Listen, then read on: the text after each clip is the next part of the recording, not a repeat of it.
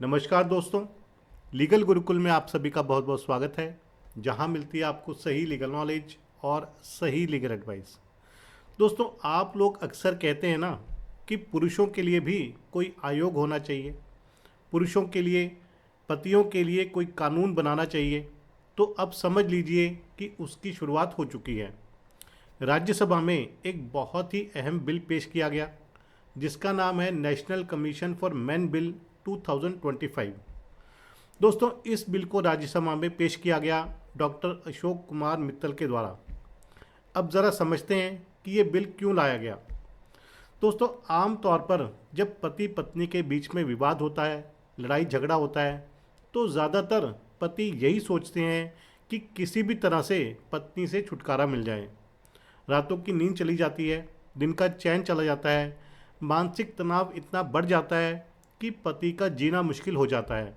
और ऊपर से पत्नी की तरफ से मेंटेनेंस, एलिमनी, 498A, घरेलू हिंसा, हर तरह के केस कर दिए जाते हैं या केस की धमकी मिल जाती है।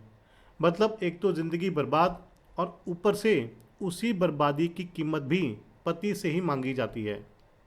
अब जिनके पास पैसे हैं वो दे देते हैं, कहते हैं बस मुझे छोड़ दो, तलाक दे दो, जितने पैसे चाहिए ले लो। लेकिन ज़रा सोचिए उन लोगों का जिनके पास पैसे ही नहीं हैं। दोस्तों, यहीं से शुरू होती है मेंटल टॉर्चर, डिप्रेशन, और कई बारी ऐसे कदम पति उठा लेता है जो कि उसे नहीं उठाने चाहिए। और इसी समस्या को देखते हुए national commission for main bill 2025 लाया गया। और यहाँ मैं एक बात बिल्कुल साफ कर देना चाहता हूँ कि मैं सभी महिलाओं की बात नहीं कर रहा हूँ।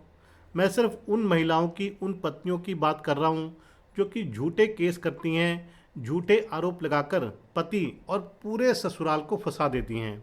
अगर किसी महिला के साथ सच में अत्याचार हुआ है तो ये वीडियो उनके खिलाफ नहीं है। दोस्तों, अब समझते हैं कि ये national commission for main bill 2025 क्या कहता है। दोस्तों, इस बिल के तहत नेशनल कमीशन फॉर मेन नाम का एक अलग आयोग बनाने का प्रस्ताव है। जैसे महिलाओं के लिए राष्ट्रीय महिला आयोग है, वैसे ही पुरुषों के लिए भी एक आयोग होना चाहिए।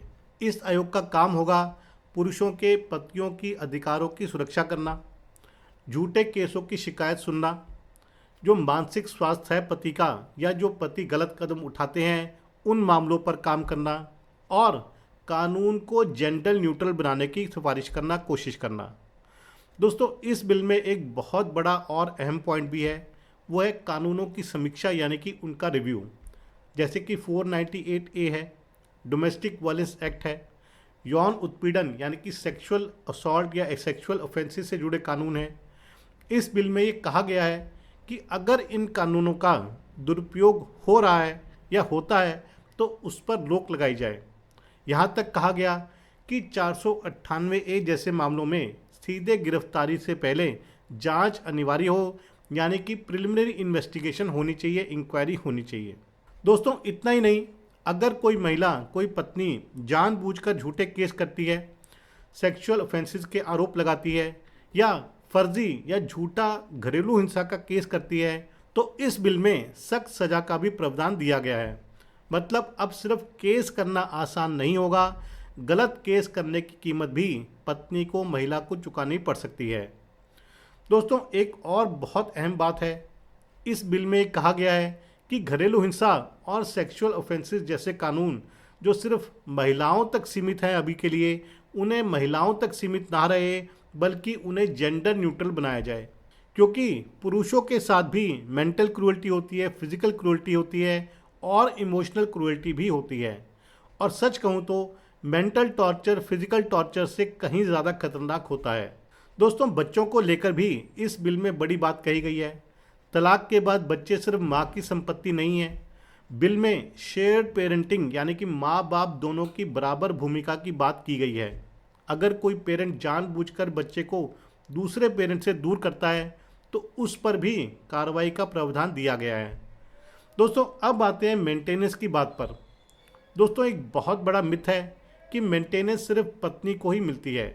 कानून कहता है कि जो भी व्यक्ति लाचार है, जो खुद कमाने में असमर्थ है, वो मेंटेनेंस मांग सकता है, चाहे वो महिला हो, पुरुष हो, बुजुर्ग हो या बच्चा हो, पति भी मेंटेनेंस मांग सकता है और ये कानून में पहले से ही मौजूद है। जहाँ दोस्तों पति हिंदू मैरिज एक्ट के सेक्शन 24 के तहत पत्नी से मेंटेनेंस मांग सकता है।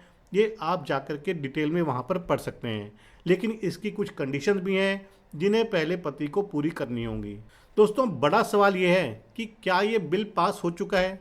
जी नहीं, अभी ये एक प्राइवेट मेंबर बिल है, मतलब इसे कानून बनने में समय लगेगा। लेकिन सबसे बड़ी बात यह है कि अब यह मुद्दा संसद में आ चुका है। जो आवाज़ सालों से दबाई जा रही थी वो अब राज्यसभा में गूंज चुकी है। तो दोस्तों अगर आप सोच रहे हैं कि आपके लिए कोई भी कानून नहीं है, तो ऐसा बिल्कुल भी नहीं है। आपको बस अपने अधिकार जानने हैं, घबराना नहीं है और गलत रास्ता तो बिल्कुल भी नहीं चुनना है जैसा कि अतुल सुभाष ने चुना। आपने लड़ना है, अपने समर्थ से लड़ना है और कानूनी तरीके से लड़ना है।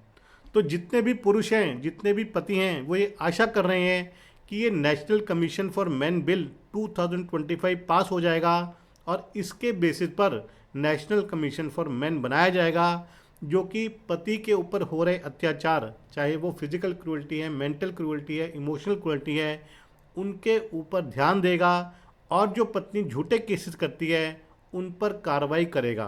तो ये था आपको बताने के लिए कि आगे आने वाले समय में नेशनल कमीशन फॉर मेन बनना बहुत ही ज़रूरी है।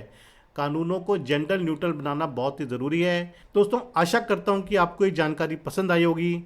अगर आपको ये वीडियो पसंद आया तो इसे ज़्यादा से ज़्यादा लोगों तक शेयर कीजिएगा, ताकि जिन्हें इसकी ज़रूरत है उन तक ये बात पहुँचे। चैनल को सब्सक्राइब करना मत भूलिएगा। अगली बारी मिलेंगे नए वीडियो में नए टॉपिक के साथ। तब तक के लिए धन्यवाद। जय हिंद।